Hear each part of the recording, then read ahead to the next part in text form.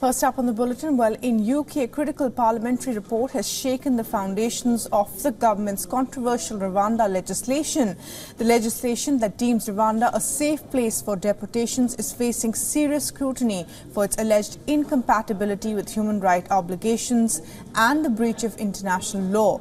After an in-depth analysis of the report, MPs and peers from the cross-party Joint Committee on Human Rights have raised serious concerns about the safety of the Rwanda bill that is currently making its way through Parliament at an accelerated pace. The bill aims to counter a Supreme Court judgment from last November asserting that Rwanda is not a safe destination for UK asylum seekers.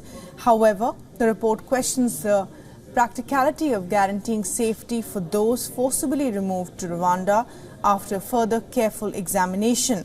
The committee's report concludes that the bill not only fails to meet the UK's human rights obligations but also reduces protections outlined in the Human Rights Act. The committee also took opinion from legal experts, academics and NGOs. A large majority of the bill was not only incompatible with human rights laws but was not acceptable. In response to these examinations, a UK Home Office spokesperson defended the scheme, emphasizing its commitment to tackling global challenges with innovative solutions. The spokesperson insisted Rwanda is a safe country and ready to support refugees. As the parliamentary debate on the Rwanda bill intensifies, questions persist about the potential impact on the human rights commitments and international standing of the UK. And well, for the very latest on this, we're now being joined by Stuart Smith from London. And Stuart, quite a damning report there by the Parliamentary Committee looking into this. Tell us a little bit more about its impact and whether it will actually eventually impact what the government decides on this.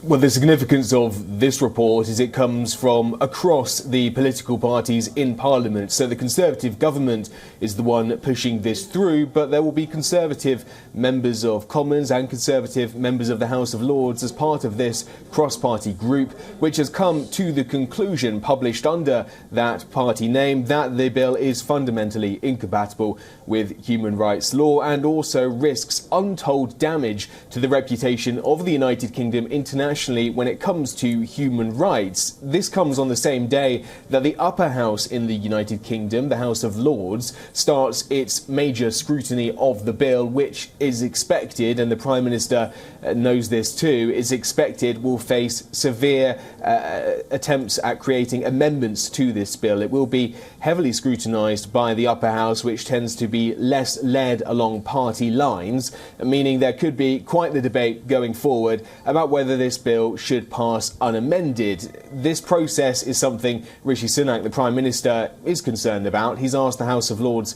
not to try to block the bill, but it's almost certain there will be amendments as they scrutinise this legislation. Remember, the Supreme Court said this whole plan of sending asylum seekers to Rwanda to be processed and where they would stay for asylum purposes is illegal because it's an unsafe destination. The UK government is trying to redefine what safe means through Parliament in order that there cannot be legal challenges, which have so far for the last 2 years prevented these asylum flights taking off. That's what's at stake. How far the Lords will go in their changes or attempts to change the legislation, we don't yet know. We'll get a better picture of that over the course of the day and the week as they look into that legislation. But the fact that this Parliament Joint Committee on Human Rights has produced this very damning report will give ammunition to any Lords in the upper house who say that this policy should not go forward, that the government needs to amend it, and that it is ultimately an illegal bill.